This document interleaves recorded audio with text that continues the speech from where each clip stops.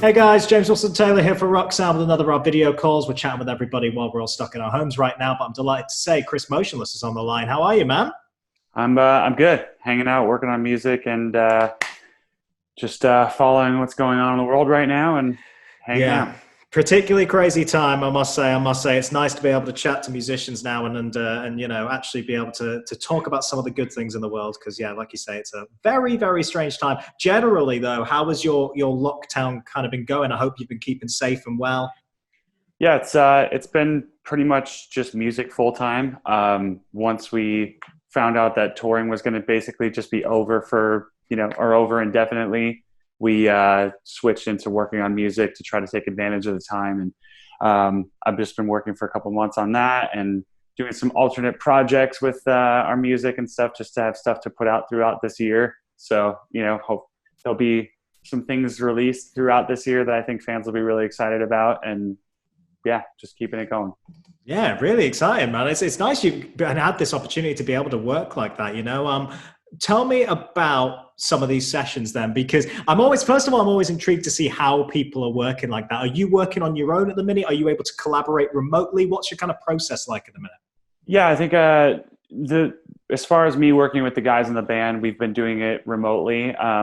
What's interesting is that we're so used to that because that's how we work best. So in that regard, no change at all. So that's been positive to everything. Working alone has been cool. And then I work with some friends. Like right now, I'm actually in New York, not New York City, but in New York, working with my friend Justin, JD. Some people know him as, and we're just hammering away or chipping away and working on stuff. And it's cooler for me to work with people that I just enjoy working with. I get the best of myself when I have fun with another person working on music. So that's just been my plan. Yeah, very, very cool. I've read a while back. I remember you were kind of teasing out little bits, even before really lockdown kind of kicked in, of saying you're working on the next stages. You were kind of looking to the future, seeing what you wanted to do. Really aggressive was the phrase I heard you going around with. Really aggressive sound. Is that what we're still looking at here? Is that how it's sounding at the minute?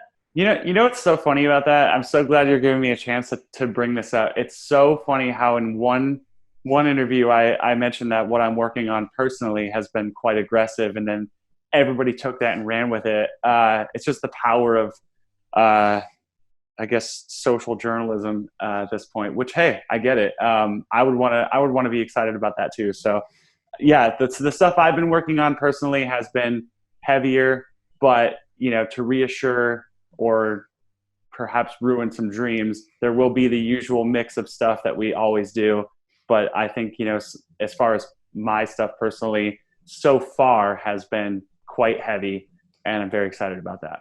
Interesting. And what kind of forms do you think that might manifest in? Because, like you say, it's always so great to see the band, and we've talked about it before. But you do like a diverse mix musically to be out there, especially when you're putting together a new record.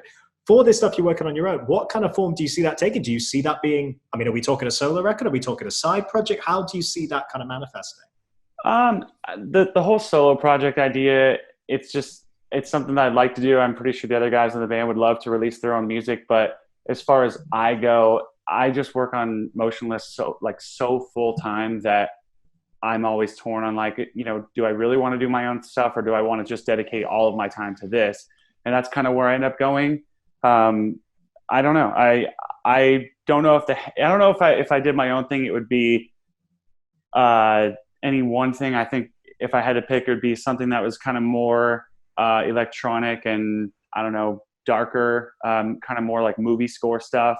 Or I would do something that's kind of like an old school metalcore project, because I love all those bands from the 2000s metalcore stuff. So I don't know. I just write stuff, and whatever gets used for the band gets used. Whatever doesn't stays in the bank, and I could do something with it later, or we just use it later, and that's just how we work. Yeah, nice position to be in, though. Nice to have that much choice going around. That's very, very good. Fruition right there. A lot of stuff coming to fruition. It's good to see. You mentioned before there, you work really well with other people. You're a very collaborative band. I've always kind of thought that. And case in point, let's talk about this remix that's just kind of come out. Feels like a long time ago now in these weird times, right? but not that long ago. The remix of Another Life with Beartooth Caleb Shomo on there.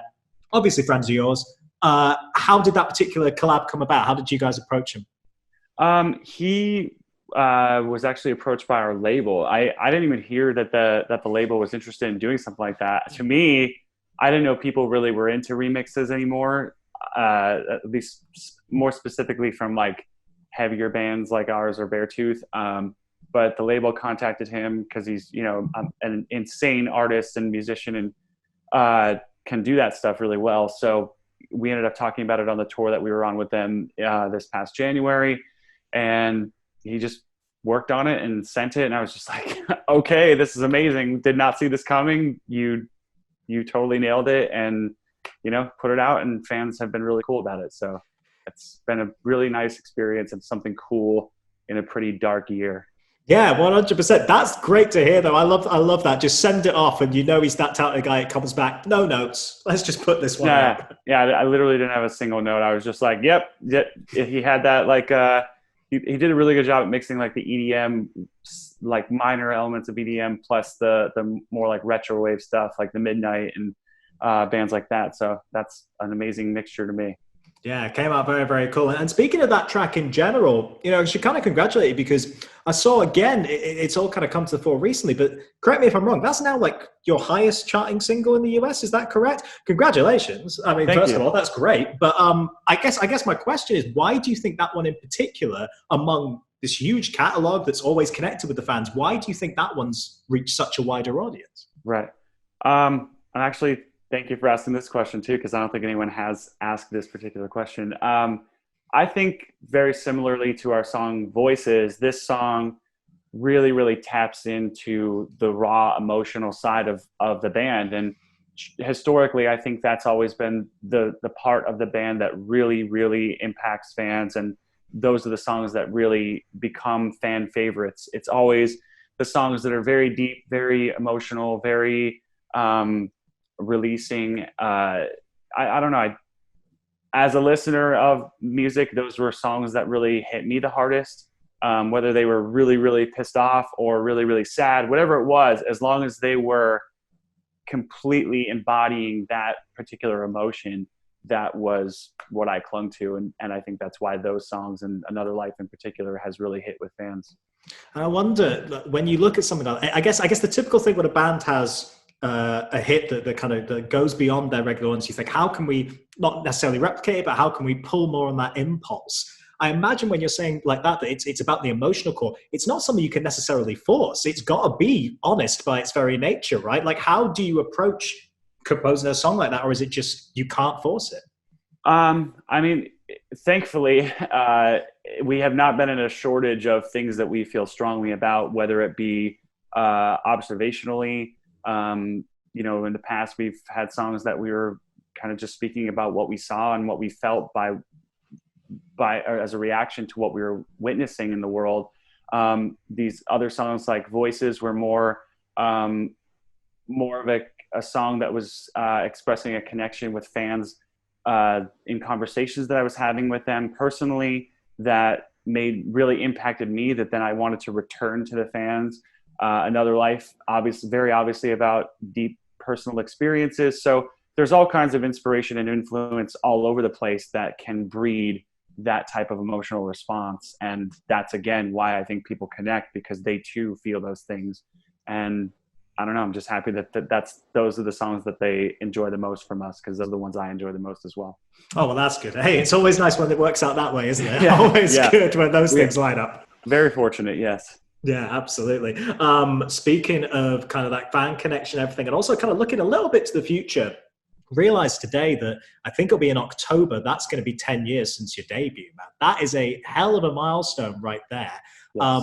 First question on that, I suppose, is how do you reflect? I know that's a general question, but looking back on that beginning, that first album, what do you feel like you've learned in that time in terms of making an album? You know, what are the differences between then and now?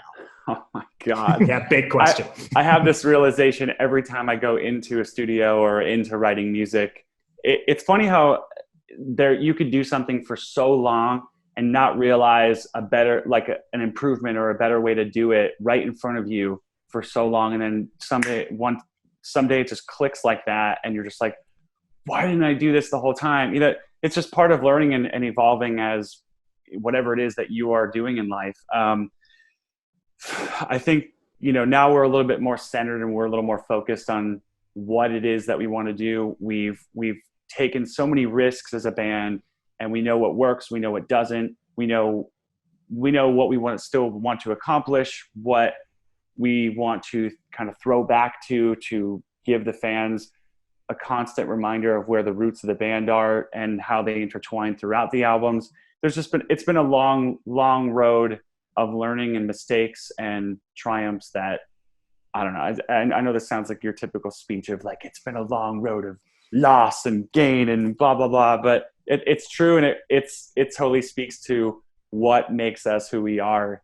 It's that we've had so many learning experiences through great and through mistakes and loss. And yeah, it just helped us be who we are.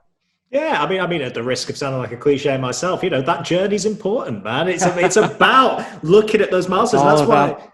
All about the journey. It's all about looking back on that road and thinking, man, how far we've come.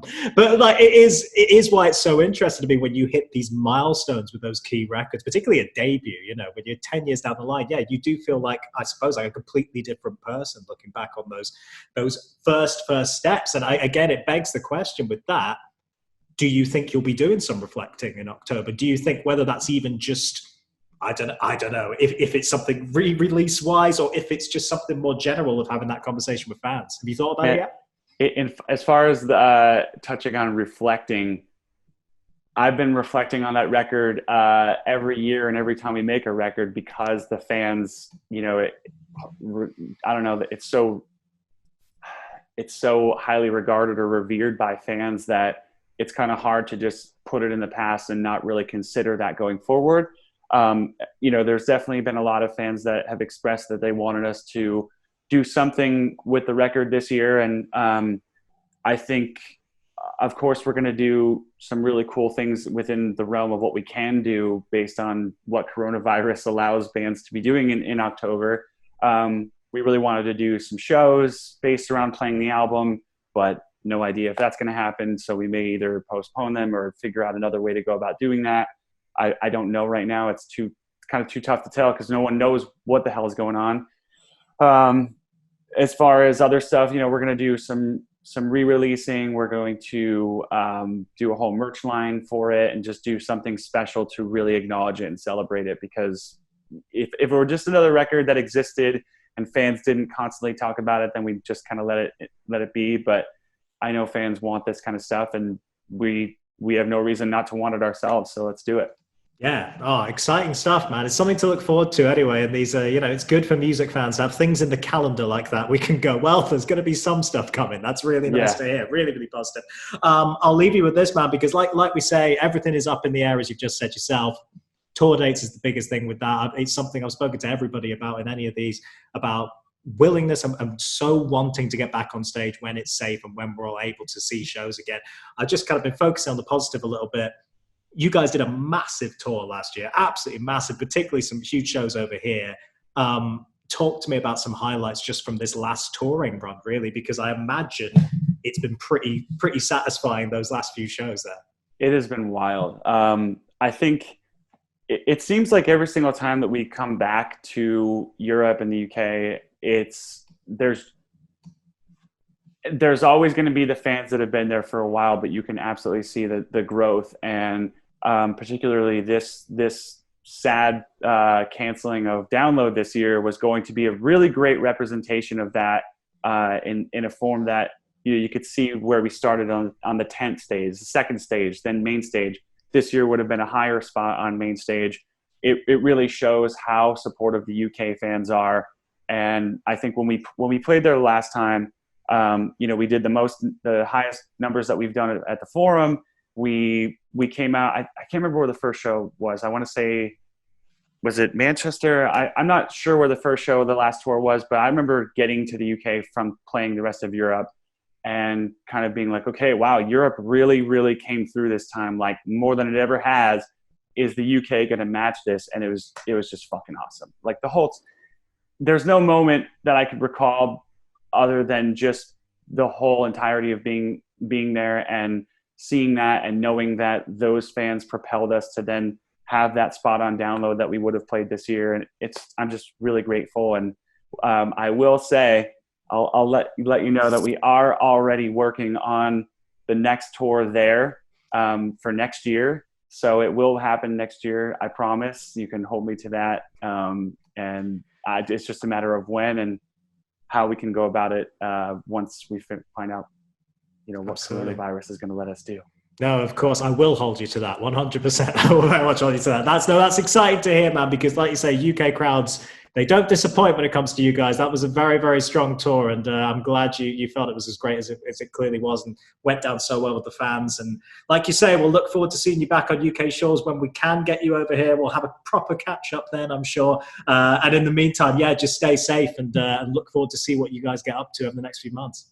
Yeah, well, thank you very much for chatting with me and giving me a chance to answer some questions I've been wanting to answer. So thank you. Anytime, Chris, anytime. All right, good to see you, man. Cheers. See you later. Bye. That's fun. Bye.